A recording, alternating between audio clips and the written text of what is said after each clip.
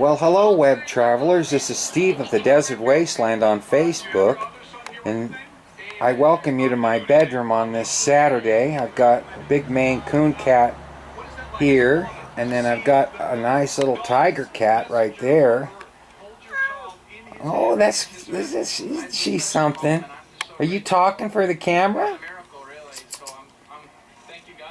You're such a dear little cat. You're always by my side, aren't you? I'm inviting you into my bedroom because this is my pain video for all the people that have weight problems and are on the verge of getting diabetes. I want you to watch this movie. It's only a little short thing, but I'm gonna see this nice soft blanket that feels real good on these 2 feet. Now right now, what's going on with them? They look like normal feet, don't they? But the bottoms are burning like you wouldn't believe right now. And over here on this heel, I'm having spasms right in that one. In the corner of that one. So look, she's sitting there. And that both feet are hurting. And then my arthritis in my lower back has started acting up. Now, I don't know why all this is happening to me today. Usually both at the same time is rare. There's no storm coming, so there's no high pressure that I'm aware of. But sometimes when a storm approaches, it flares up. So yeah, that's my feet. Okay, so I got that big one. See, they always come and sit. Look. See? Look at this one. They know when I'm in pain, man. Look at her. She really wants to sit on me and stuff, and she slept all night with me right there.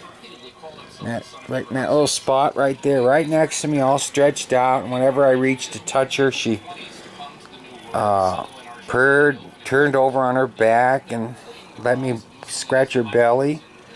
They know I'm in pain, man. Animals know that, and they comfort. These are like comfort pets. What do they call? There's a word for it. I'll mute this Pope thing on CNN I've been watching. Something about comfort pets that you can have.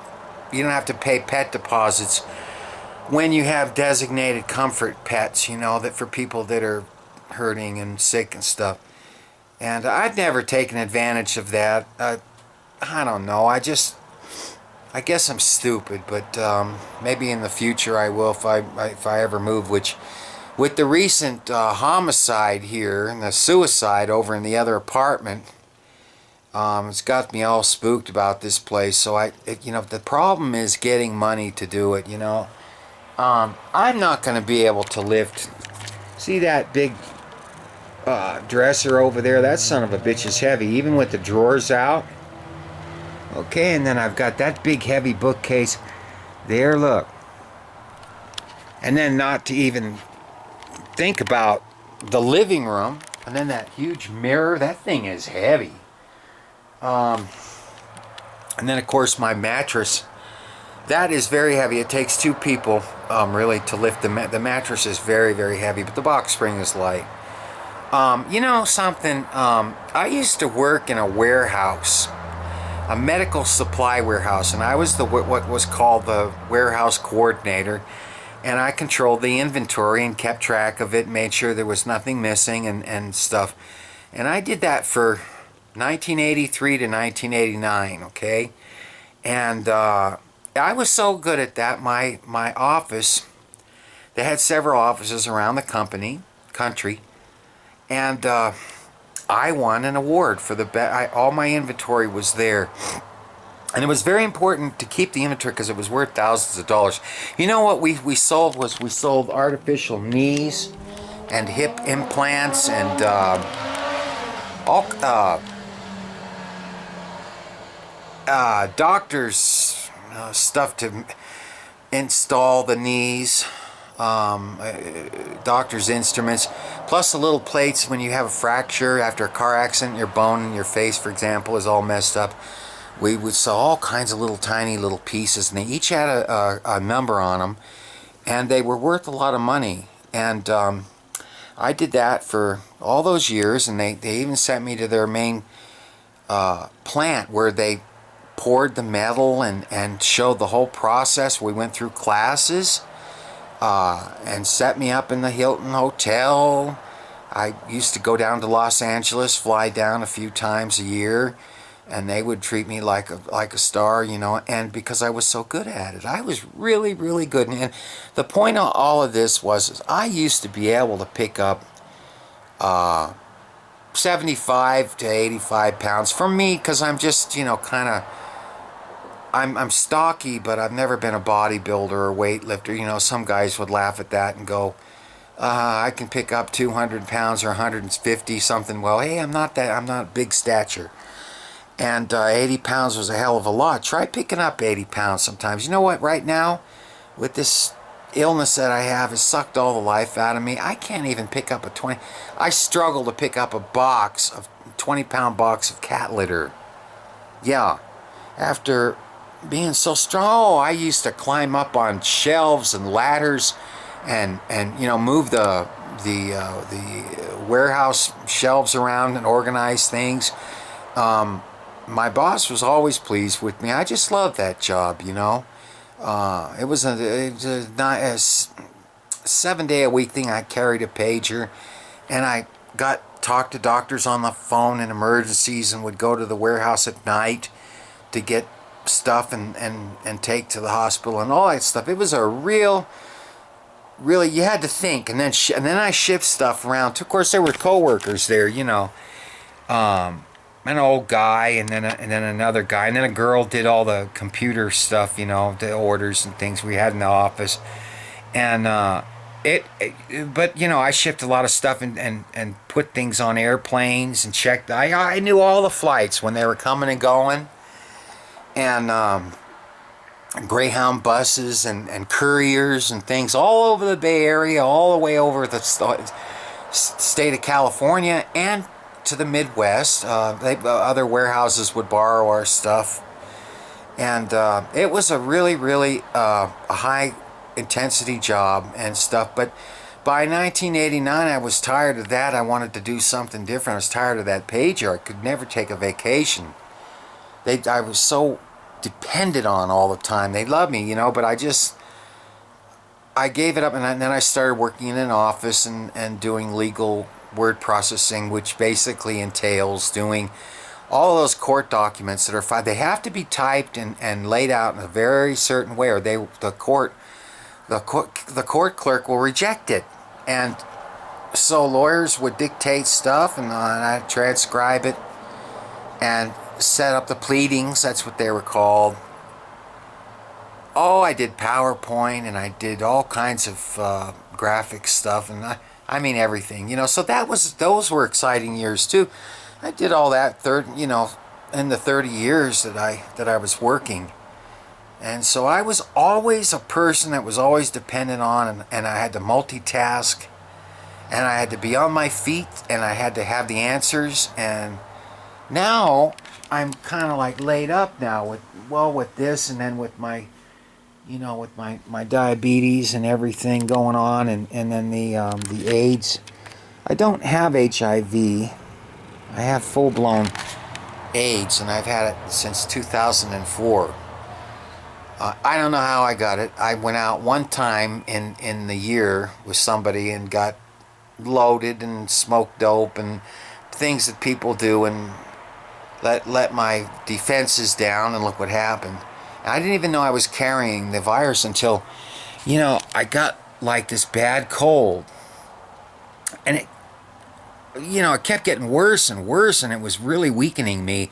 And I went to the hospital, and they gave me cough syrup, and you know, they had no idea. And then it got worse and worse. And then one day, on the very day of my birthday in 2004, it was early in the morning, and a voice in my head kept saying, get up, drive yourself to the hospital, get up, drive yourself to the hospital.